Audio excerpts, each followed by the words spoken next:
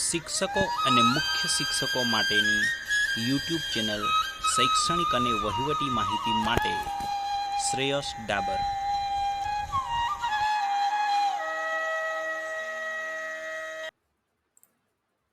નમસ્કાર મિત્રો, એચ-માટ એટલે કે હેડમાસ્ટર એપ્ટિટ્યૂડ ટેસ્ટ માટેની જે એક્ઝામ લેવાની છે એના માટે આપણે વિડીયો સિરીઝ હવે સ્ટાર્ટ કરી છે. જે પ્રમાણે આપણે જે કંઈ એના અભ્યાસક્રમ છે તે મુજબના મુદ્દા આપણે લઈશું.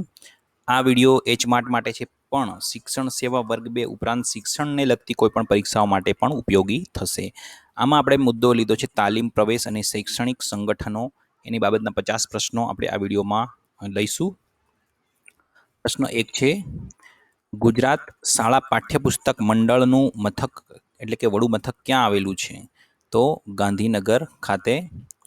બીજું, ગુજરાતમાં બીએડ કોલેજ શરૂ કરવા માટે NCTEની માન્યતા એ આપણે ક્યાંથી લેવાની છે?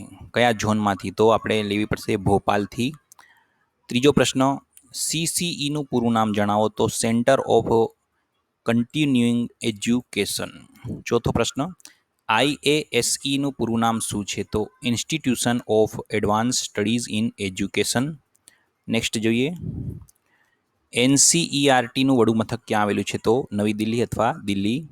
છઠ્ઠું, કયા પદ પર શિક્ષક, બાળક, પાલક, સંચાલક અને નિરીક્ષક એમ 5 સાથે કાર્ય કરવાનું હોય? તો શાળાના આચાર્ય આ પદ એવું છે. સાતમો પ્રશ્ન, NCERT કઈ વિશ્વ સંસ્થાની મદદ લઈ વિજ્ઞાન શિક્ષણનું સાહિત્ય તૈયાર કરે છે? તો યુનેસ્કો. આઠમો પ્રશ્ન, national science talent research scheme કઈ સંસ્થા ચલાવે છે? તો NCERT. નેક્સ્ટ. નવમો પ્રશ્ન, ગુજરાત રાજ્ય શાળા પાઠ્યપુસ્તક મંડળની સ્થાપના ક્યારે કરવામાં આવી? તો 21મી ઓક્ટોબર 1969. 10મો પ્રશ્ન, પાઠ્યપુસ્તક મંડળ ગુજરાતી ઉપરાંત અન્ય કયા માધ્યમના પુસ્તકો તૈયાર કરે છે? તો ગુજરાતી ઉપરાંત અન્ય 7 માધ્યમના પુસ્તકો તૈયાર કરે છે. એટલે કેટલા એવો પ્રશ્ન આવશે. 11, પાઠ્યપુસ્તક મંડળ કઈ કઈ ભાષામાં પુસ્તકો તૈયાર કરે છે? તો ગુજરાતી, હિન્દી, અંગ્રેજી, મરાઠી, સિંધી, ઉર્દુ, સંસ્કૃત અને તમિલ. 12મો પ્રશ્ન, GCERTનું પૂરું નામ જણાવો. તો Gujarat council of educational research and training. Next જોઈએ, 13, NCERT જેમ દરેક રાજ્યમાં કઈ સંસ્થા કાર્યરત હોય છે?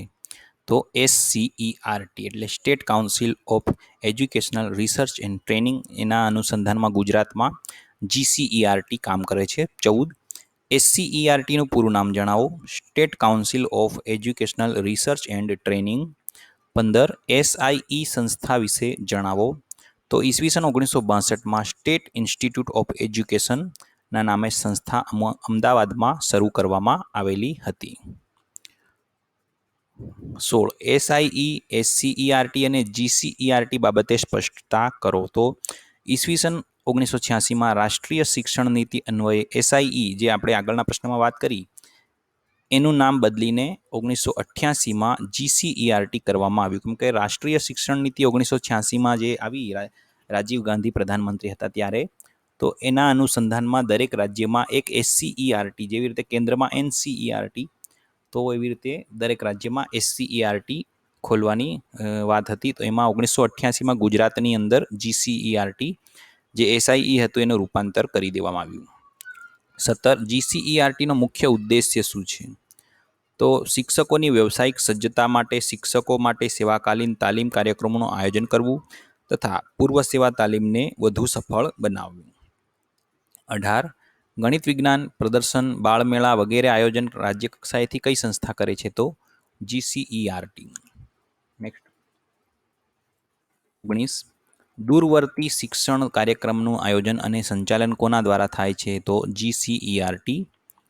20, ડાયટ ઉપર દેખરેખનું કામ કોણ કરે છે? એટલે કે ડાયટ કોના અંડરમાં કામ કરે? એટલે ડાયટ એટલે district institute of educational and training, એટલે કે જિલ્લા શિક્ષણ અને તાલીમ ભવન. તો GCERT.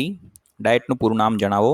District institute of education and training, જિલ્લા શિક્ષણ અને તાલીમ ભવન એમ ગુજરાતીમાં કહેવાય છે.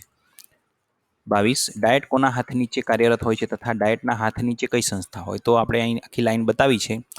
NCERT કેન્દ્ર એટલે નવી દિલ્હીથી આખા દેશ ઉપર, દરેક રાજ્યમાં GCERT જેવી SCERT હોય એવી રીતે ગુજરાતમાં GCERT, અને એમના અંડરમાં દરેક ડાયટ એટલે ગુજરાતમાં 24 જેટલા ડાયટ, 24 કે 26 જેવા ડાયટ કાર્યરત છે GCERTના અંડરમાં. એના અંડરમાં BRC અને CRC ને સ્કૂલ આવે છે, એટલે કે ડાયટ દ્વારા જે કંઈ કામગીરી BRC દ્વારા લેવામાં આવતી હોય છે. 23 NCERTનું પૂરું નામ લખો તો national council of educational research and training. NCERTના પ્રમુખ કોણ હોય છે તો ભારત સરકારના શિક્ષણ ખાતાનો હવાલો સંભાળતા મંત્રી એના પ્રમુખ હોય છે.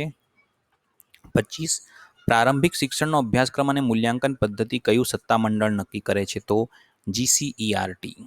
26 શિક્ષકોની પૂર્વ સેવા તાલીમની ગુણવત્તાનું નિયમિતપણે નિયંત્રણ અને દેખરેખ કઈ સંસ્થા કરે તો NCTE એટલે national council of teachers education એને કહેવાય છે. 27 સ્કાઉટ પ્રવૃત્તિની શરૂઆત કયા વર્ષથી થઈ હતી તો ઈસવીસન 1908થી થઈ હતી. નેક્સ્ટ 28 NCERTની સ્થાપના ક્યારે કરવામાં આવી તો 1 સપ્ટેમ્બર 1961ના રોજ. 29 ન્યુપાનું પૂરું નામ શું છે તો national university of educational planning and management, રાષ્ટ્રીય શૈક્ષણિક આયોજન અને પ્રબંધન સંસ્થા જેને કહેવાય. 30મું સમગ્ર દેશમાં પ્રાથમિક અને માધ્યમિક ઉચ્ચ શિક્ષણના સ્તરે વહીવટી અધિકારીઓ, NCERTના મેમ્બરો, ડાયટના વ્યાખ્યાતાઓ ને તેમજ તજજ્ઞોને શૈક્ષણિક આયોજન અને વહીવટની તાલીમ કઈ સંસ્થા આપે છે તો ન્યુપા.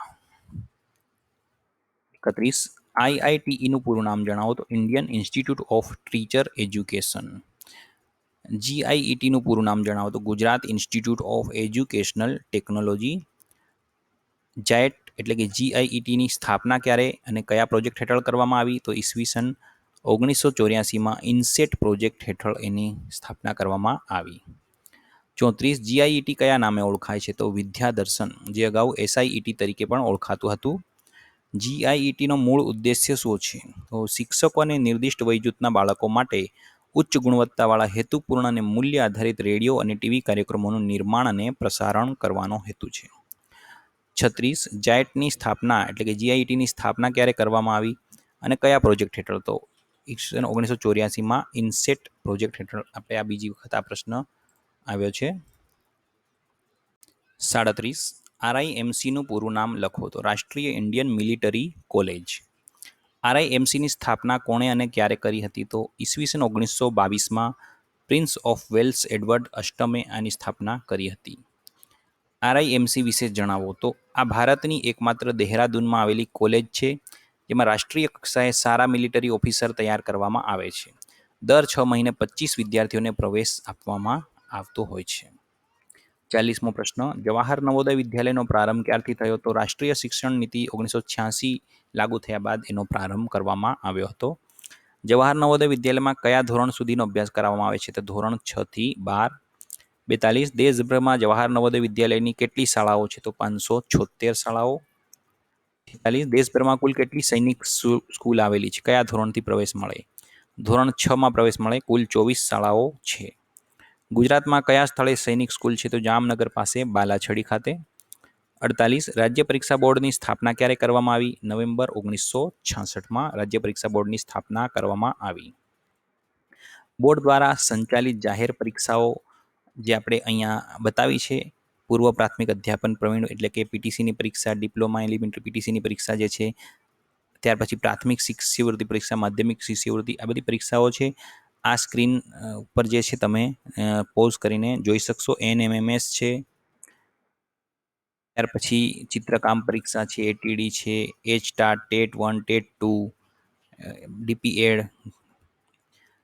GCC, ફિઝિયોથેરાપી, શિક્ષણ સેવા વર્ગ 2, 1-2ની ખાતાકીય પરીક્ષાઓ, TAT1 એટલે કે સેકન્ડરી માટેની TAT1 અને 2, HMAT આ આપણે જે માધ્યમિક શાળાના આચાર્ય માટેની, CRC BRC તમામ પરીક્ષાઓ અને સરકાર સોંપે તેવી તમામ પરીક્ષાઓ 23 જેટલી પરીક્ષાઓ રાજ્ય પરીક્ષા બોર્ડ દ્વારા લેવામાં આવે છે. 50મો પ્રશ્ન દેશભરમાં તાલુકા દીઠ કેટલા મોડેલ સ્કૂલો શરૂ કરવાનું લક્ષ્ય છે તો દરેક તાલુકા દીઠ 1. 51 મોડેલ સ્કૂલમાં શિક્ષક વિદ્યાર્થી રેશિયો કેટલો છે? તો 1:25, એટલે એક શિક્ષક દીઠ 25 વિદ્યાર્થીઓનો રેશિયો છે, પણ વર્ગની અંદર 40 વિદ્યાર્થીઓ બેસાડી શકાય એવી પણ વાત છે. 52 સીબીએસઈની સ્થાપના ક્યારે કરવામાં આવી? તો ઈસવીસન 1952માં સ્થાપના કરવામાં આવી તથા 1962માં પુનર્ગઠન પણ કરવામાં આવ્યું હતું. 53 માધ્યમિક અને ઉચ્ચતર માધ્યમિક શિક્ષણ બોર્ડની સ્થાપના ક્યારે કરવામાં આવી? ઈસવીસન 1973માં. 54 કેજીબીવીનું પૂરું નામ શું છે? તો કસ્તુરબા ગાંધી બાલિકા વિદ્યાલય. કેજીબીવી યોજના ક્યારથી અમલમાં આવી? તો ઓગસ્ટ 2004થી અમલમાં આવી અને 1 એપ્રિલ 2007થી સર્વ શિક્ષા અભિયાન અંતર્ગત કાર્યરત છે. Thank you for watching. આવા શિક્ષણ સેવા વર્ગ 2 તથા જીપીએસસી, એચટાટ, એચમાટ, ટાટ, ટેટ વગેરે સ્પર્ધાત્મક પરીક્ષાના વિડીયો જોવા માટે સબસ્ક્રાઇબ કરો આપણી channel Shreyas Dabur. Thank you very much. આજનો આ વિડીયો આપણે અહીં પૂર્ણ કરીએ છીએ. શિક્ષકો અને મુખ્ય શિક્ષકો માટેની યુટ્યુબ ચેનલ શૈક્ષણિક અને વહીવટી માહિતી માટે શ્રેયસ ડાબર.